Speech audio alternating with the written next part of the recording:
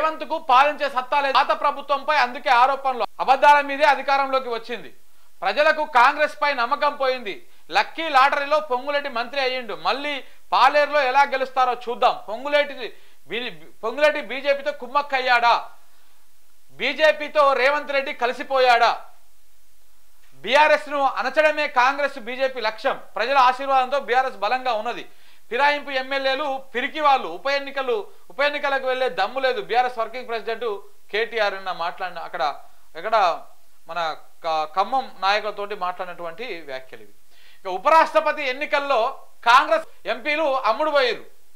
రేవంత్ రెడ్డి చెప్పాడని బీజేపీ కోటేసిరంట. స్వయంగా ఎంపీలే నాకు చెప్పిరంట. ఈ ఉపరాష్ట్రపతి ఎన్నికలలో కొన్ని క్రాస్ ఓటింగ్ పడింది మరి.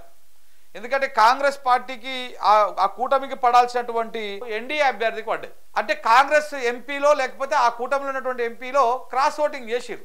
ఆ క్రాస్ ఓటింగ్ చేసింది మేము రేవంత్ చెప్పాడని బీజేపీకే ఓటేస్తామని ఎంపీలు కొంతమంది పాడి కౌశిక్ రెడ్డికి చెప్పిరంట.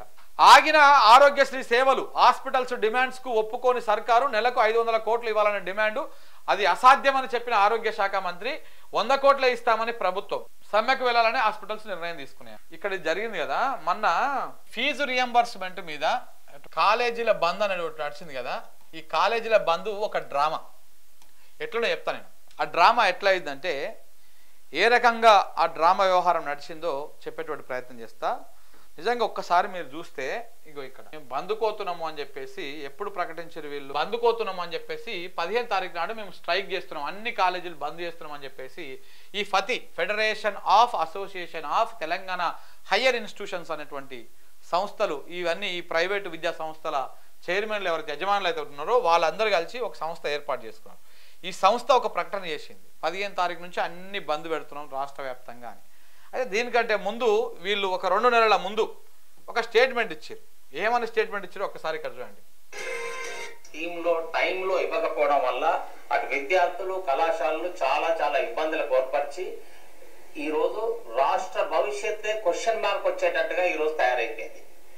ఎలా అంటే ఈ రోజు మన రాష్ట్రం నుంచి ఇన్ని కళాశాలలు ఉన్నా కూడా ప్రభుత్వం ఇంత చిత్తశుద్ధితో పనిచేసినా కూడా ప్రభుత్వం చిత్తశుద్ధితో పనిచేసిందంటే ఆయనకి క్వశ్చన్ మార్క్ వచ్చేటట్టుగా ఈ రోజు తయారైపోయింది.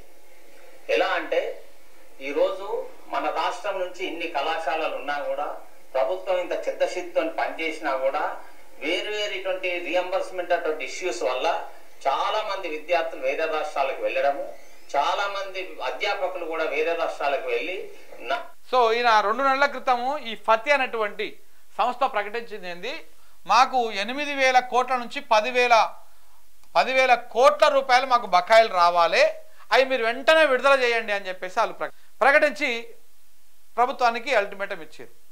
ఇచ్చినాక ఇదంతా కూడా ఎట్లా అంటే మీరు మొన్న పేపర్లో కూడా 15 తారీఖు నాడు పేపరు, అలాగే 16 తారీఖు నాడు పేపరు, ఈ 2 పేపర్లు కనుక మనం అబ్జర్వ్ చేసి చూస్తే ఒకసారి గత ప్రభుత్వ బకాయిలు గత ప్రభుత్వం విచ్ఛిన్నం చేసింది, గత ప్రభుత్వం ఫీజు రియంబర్స్మెంట్ని చిన్నాభిన్నం చేసింది అని చెప్పడాన్ని బాగా నొక్కి చెప్పడం కోసము అది చాలా పెద్దగా స్పెషల్గా ఫోకస్ చేసారు. మీరు చూడండి, అబ్జర్వ్ చేయండి.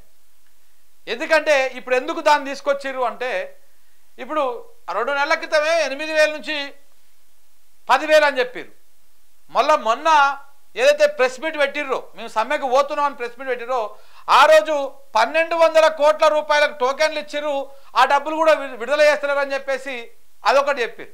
ఇంకొకటి బేసిక్గా సచివాలయానికి పోతే ఎవరైనా ఆందోళన చేయడానికో నిరసన చేయడానికో పోతే వెంటనే అరెస్ట్ చేస్తారు, తీసుకుపోతారు. మనం కాంట్రాక్టర్లను చూడలే, ఈ చిన్న కాంట్రాక్టర్లు ఉన్నారు కదా, వాళ్ళు ఆడికి పోయి మా బిల్లులు అని అడుగుతందుకు పోతే వాళ్ళని అరెస్ట్ చేసి పంపించేసారు.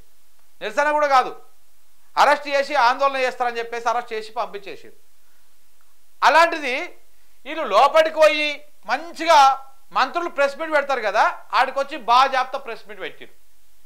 అంటే ప్రభుత్వమే ప్రెస్ మీట్ పెట్టించిందా వీళ్ళతోటి? ప్రభుత్వమే ప్రెస్ మీట్ పెట్టించి మాకు 1,200 కోట్ల రూపాయల టోకెన్ ఉన్నది, దాంతోపాటు గత ప్రభుత్వం మొత్తం ఆగమాగం చేసింది, ఇదంతా గత ప్రభుత్వం పాపమే అని చెప్పేసి స్టేట్మెంట్ ఇస్తారు అక్కడ నుంచి వాళ్ళు. మళ్ళీ దాంతోపాటు 15 తారీఖు నుంచి మేము మొత్తానికి బంద్ పాటిస్తున్నాము, అన్ని కాలేజీలు మూసేస్తున్నాం అని చెప్తుంది. ఏదో ప్రభుత్వం చర్చలు జరిపినట్టు, వేం నరేందర్ రెడ్డి చర్చలు జరిపినట్టు ఇవన్నీ కూడా నడుస్తుంది. ఇదంతా అయిపోయినాక తెల్లారినాక మళ్ళీ బంద్ ప్రకటించేస్తారు. 15 తారీఖు నాడు బంద్ అయిపోతాయి మొత్తం ప్రకటించేసి 16 తారీఖు నాడు చర్చలు సఫలం అవుతాయి. సఫలం అయిపోయి మళ్ళీ 16 నాడు పేపర్లు ఏమొస్తాయి, 600 కోట్లు విడుదల చేసేందుకు ప్రభుత్వం ఒప్పుకుంది అని. 8,000 10,000 కోట్లు బాకీ ఉంటే 600 కోట్లు ఇవ్వగానే వీళ్ళు సమ్మె విరమించేస్తారు, ఆ బంధు ఆపేస్తారు. అంటే దీని వెనకాల ఏంది ఉద్దేశం ఏంటిది? ఏదో పెద్ద సబ్జెక్టు, దీనికంటే మించింది ఇంకేదో పెద్ద డ్యామేజ్ వ్యవహారం ప్రభుత్వానికి నడుస్తూ ఉన్నది. ఆ డ్యామేజ్ని కంట్రోల్ చేయాలంటే, దాన్ని డైవర్ట్ చేయాలంటే ఇట్లాంటిది తీసుకురావాలి బయటికి. ఫీజు రియంబర్స్మెంట్ రేవంత్ రెడ్డి గారే కనిపెట్టినట్టు, ఫీజు రియంబర్స్మెంట్ ఇప్పుడే వస్తున్నట్టు, గతంలో ఏ ప్రభుత్వం ఇయ్యనట్టు, దానికి 600 కోట్ల రూపాయలు రిలీజ్ అనగానే ఇంత పెద్ద అక్షరాలతోటి 600 కోట్లు అని చెప్పేసి ఆంధ్రజ్యోతి వార్తలు రాస్తుంది, ఈనాడు వార్తలు రాస్తుంది, వెలుగు వార్తలు రాస్తుంది. దేనికి రాస్తుంది? ఒక విషయాన్ని డైవర్ట్ చేయడం కోసం. ఏంది ఆ విషయము? ఈ గ్రూప్ 1 ఫలితాలని హైకోర్టు రద్దు చేసింది.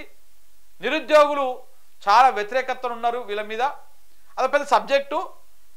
ఇది ఎవరో ఆరోపణలు చేసింది కాదు, ఒక్కొక్క పోస్టుని 3 కోట్లకు అమ్ముకున్నారని ఇదే నిరుద్యోగులు, ఇదే ఎవరైతే ఆందోళన చేస్తారో వాళ్ళు ఆరోపిస్తే అది బాగా డ్యామేజ్ అవుతా ఉన్నది. ఆ డ్యామేజ్ని మొత్తం కవరేజ్ చేయడం కోసం, దాన్ని డైవర్ట్ చేయడం కోసం వేసినటువంటి ఎత్తుగడనే ఈ కాలేజీల బంద్ అనేటువంటి వ్యవహారం. బంద్ చేస్తున్నట్టు వాళ్ళే చెప్పించి, ఈ ఫతి అనేది కూడా, ఈ సంస్థ ఏర్పడదు కదా, ఈ ఫతి ఏర్పడింది కూడా మొత్తము ప్రభుత్వానికి తొత్తులుగా ఉన్నటువంటి వాళ్ళతోనే ఏర్పాటు చేశారు ఆ సంస్థని. అట్లా ఏర్పాటు చేపించేసి ఒక డ్రామా క్రియేట్ చేసి బంధు ప్రకటన చెప్పేసి మళ్ళీ తెల్లారంగానే డబ్బులు ఏదో 600 కోట్లు అంటే టోకెన్లు ఉన్నాయని మీరే చెప్తారు, సమస్య మీరే సృష్టిస్తారు, సమస్యకు సొల్యూషన్ మీరే చెప్తారు, మళ్ళా ఏదో నడిచేట్టు చేస్తారు. ఎంత దేనికోసము? మీడియాలో గ్రూప్ 1 అనేటువంటి ఇష్యూ హైలైట్ అవుతా ఉన్నది. దాన్ని డైవర్ట్ చేయాలంటే ఏం చేయాలి? ఇట్లాంటి కార్యక్రమం చేయాలి. ఇదే అన్నమాట అసలు కథ. కాబట్టి ఇదంతా డైవర్షన్, రేవంత్ రెడ్డి గారి డైవర్షన్ స్కీమ్లో భాగం. ఇదంతా కూడా ప్రభుత్వం పరిపాలన చూసుకోవాలి కానీ ఎట్ట డైవర్షన్ చేయాలరా అనేటువంటి కార్యక్రమాలు చూడకూడదు. మొత్తం డైవర్షన్ కార్యక్రమాలు చేస్తూ ఉన్నది. దీనివల్ల నిరుద్యోగులు మర్చిపోతారని అనుకుంటున్నారు వాళ్ళు. ఎందుకు కడుపు కాలినోడు ఎప్పటికీ మర్చిపోడు. సో కాబట్టి ఈ డైవర్షన్ డ్రామాలు ఇప్పటికైనా ఆపేసేయండి ముఖ్యమంత్రి గారు. ఇది కరెక్ట్ కాదు. ఇది ఇప్పుడు ఆరోగ్యశ్రీ మీద కూడా ఇట్లాంటిది ఏమైనా ఇంకా స్కీమ్ ఉందేమో, మరి వర్కౌట్ చేస్తారేమో ఆ స్కీమ్ను కూడా. అందులో పాఠశాల విద్యార్థులకు సంగీత వాయిద్యాలంట. సీఎం రేవంత్ చేతుల మీదుగా వాయిద్యాల పంపిణీ, చిన్నారుల గాన ప్రతిభకు సీఎం ప్రశంసలు.